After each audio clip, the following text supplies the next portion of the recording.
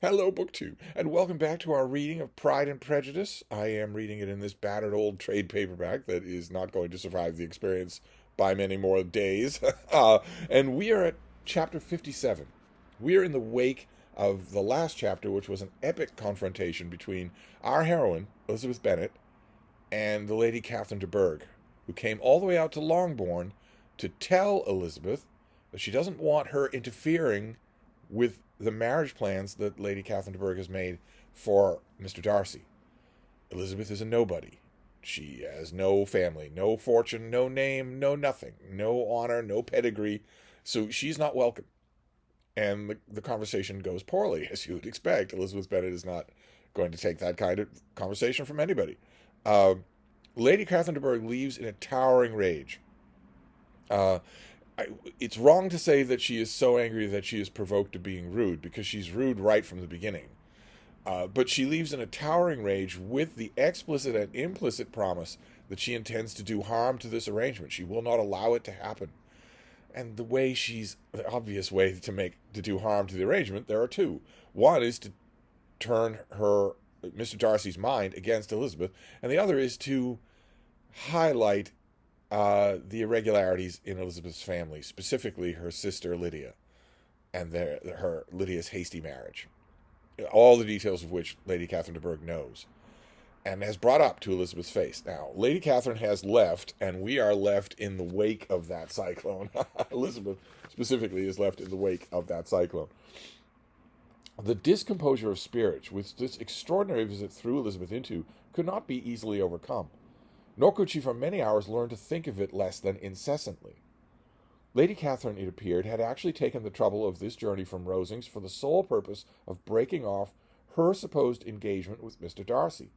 It was a rational scheme, to be sure, but from what the report of their engagement could originate, Elizabeth was at a loss to imagine, till she recollected that his being the intimate friend of Bingley and her being the sister of Jane was enough, at a time when expectations of one wedding made everybody eager for another, to supply the idea. She had not herself forgotten to feel that the marriage of her sister must bring them more frequently together, and her neighbours at Lucas Lodge, therefore, for through their communication with the Collinses the report, she concluded, had reached Lady Catherine, had only set that down as almost certain and immediate, which she had looked forward to as possible at some future time. Everybody's jumping to conclusions.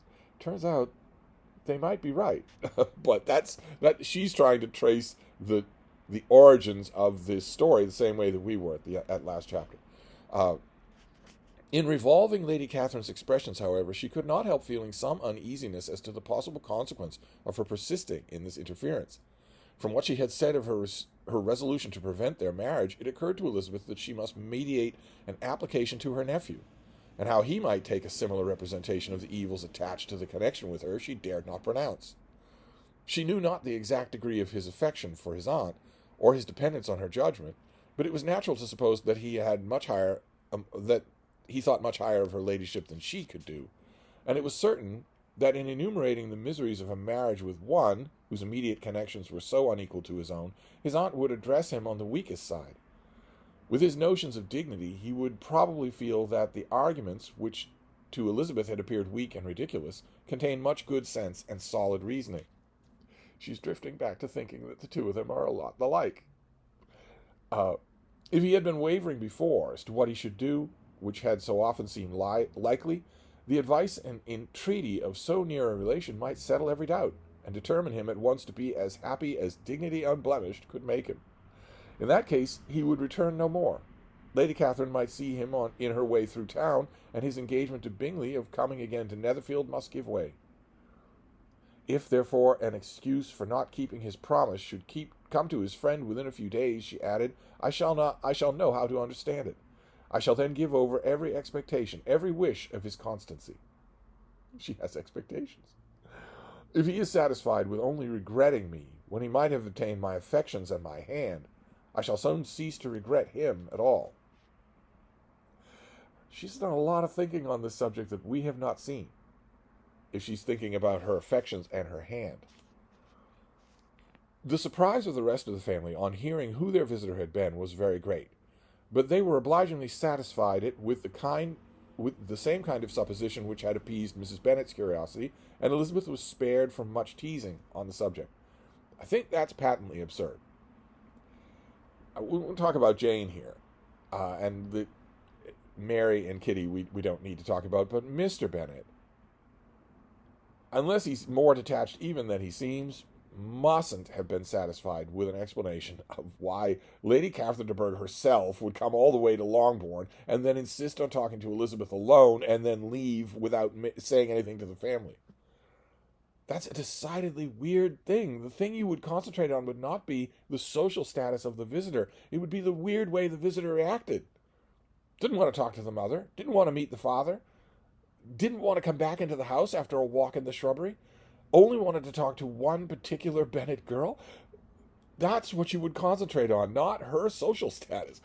If nobody else did, surely Mr. Bennet would. But anyway, the next morning, as she was going downstairs, she was met by her father, who came out of his library with a letter in his hand. "Lizzie," he said, "I was going to look for you. Come into my room." She followed him thither, and her curiosity to know what he had to tell her was heightened by the supposition of its being in some manner connected with the letter he held. It suddenly struck her that it might be from Lady Catherine, and she anticipated with dismay all the consequent explanations. She followed her father to the fireplace, and they both sat down. He said, "I have received a letter this morning that has astonished me exceedingly. As it principally concerns yourself, you ought to know its contents. I did not know before that I had 2 daughters on the brink of matrimony. Let me congratulate you on a very important conquest." The color now rushed into Elizabeth's cheeks at the instantaneous conviction of it being a letter from the nephew instead of the aunt, writing to Mr. Bennet, asking for Elizabeth's hand in marriage. And she was undermined.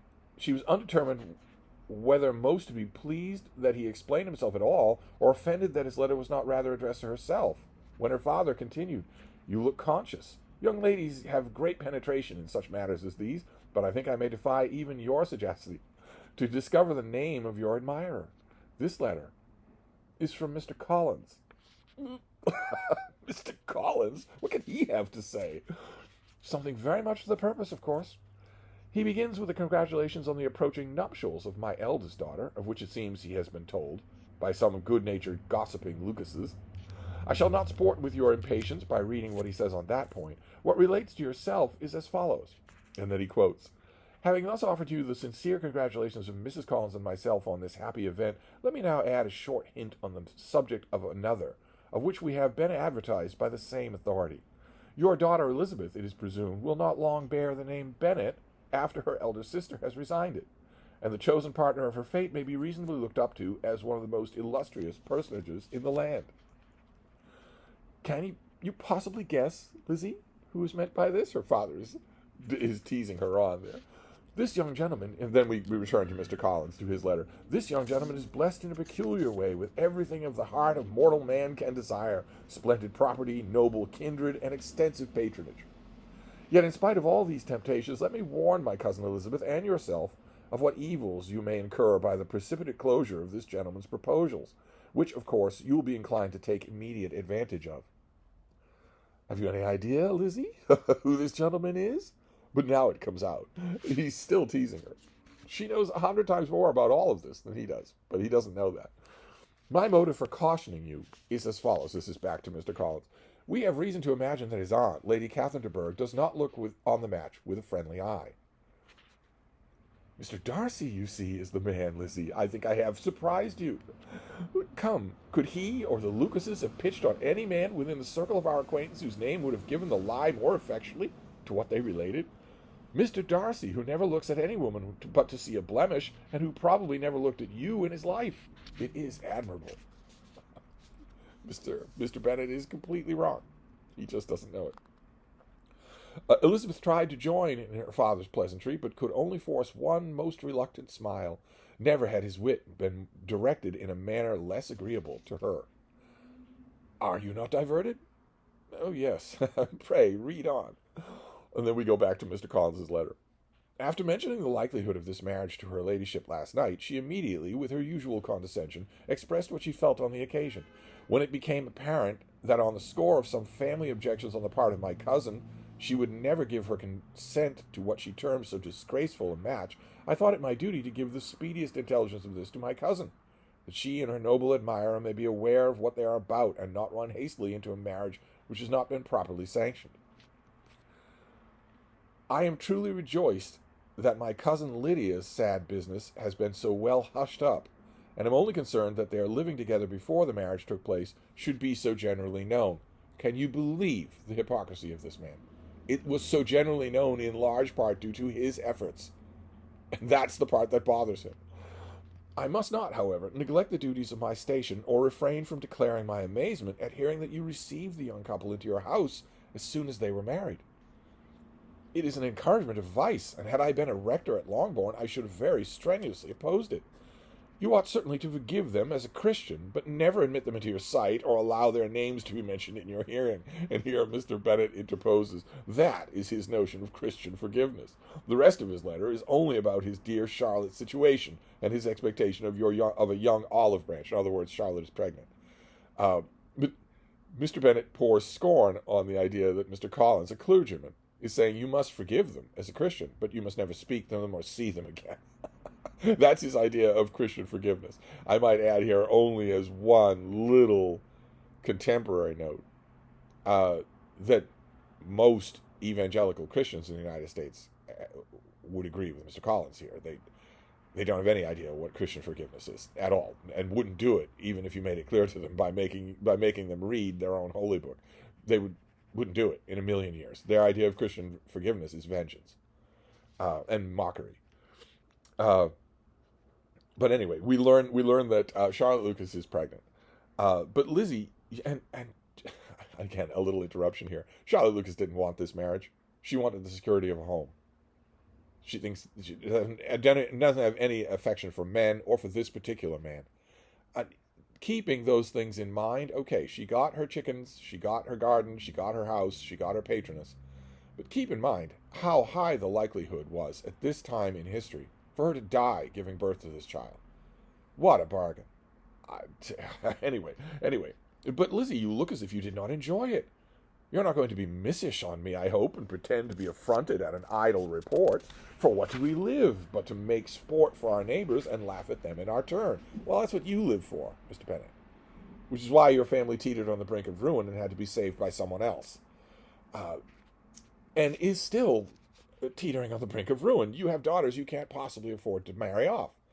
But anyway, he's noticing that Elizabeth is not reacting the way he expected. He expected probably uproarious laughter, and he's not getting it. And that's because he is treading all over a subject he knows nothing about.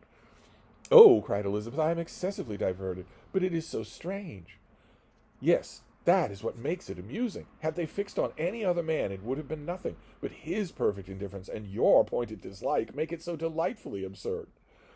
Much as I abominate writing, I would not give up Mr. Collins's correspondence for any consideration. Nay, when I read a letter of his, I cannot help but give him preference even over Wickham, much as I value the impudence and hypocrisy of my son-in-law.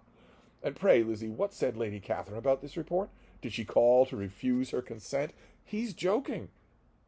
He's accepted the explanation of why Lady Catherine visited, and he's joking about it. He's saying, "Oh, so that must have been why she came and took a walk with you in private. It was to remonstrate you about even thinking about Darcy proposing to you. Did you two talk about that?" He's joking about that, but that is actually what happened. To this question, his daughter replied only with a laugh, and as it had been asked without the least suspicion, she was not distressed by his repeating it. Elizabeth had never been more at a loss to make her feelings appear what they were not. It was necessary to laugh when she would rather have cried. Her father had most cruelly mortified her by what he said of Mr. Darcy's indifference, and she could do nothing but wonder at such a want of penetration, or fear that perhaps, instead of his seeing too little, she might have fancied too much. That's the end of the chapter, and Elizabeth is actually still wondering, okay, he thinks it's absurd. The whole idea is absurd. They couldn't have picked a worse candidate for this stupid rumor because of how little Mr. Darcy thinks about you at all. And Elizabeth is trapped between thinking, well, how little do you, my father, see of what's really going on, and thinking, well, maybe they're right. Maybe he is that indifferent to me, and I'm just thinking otherwise. So we have yet another letter from Mr. Collins to round out this chapter of Pride and Prejudice. We will continue, of course. Uh, Once again, Darcy is everywhere in this book, even when he's nowhere on the scene. But it's clear from this point in the novel that his reappearance is the only thing left to happen in this book, one way or another. Everything else, one way or another, has been settled. Charlotte Lucas is pregnant. Lydia has been married off, safely moved out of the picture. Jane has been proposed to by Bingley and has accepted him. These two people who are a pure love match are now going to marry.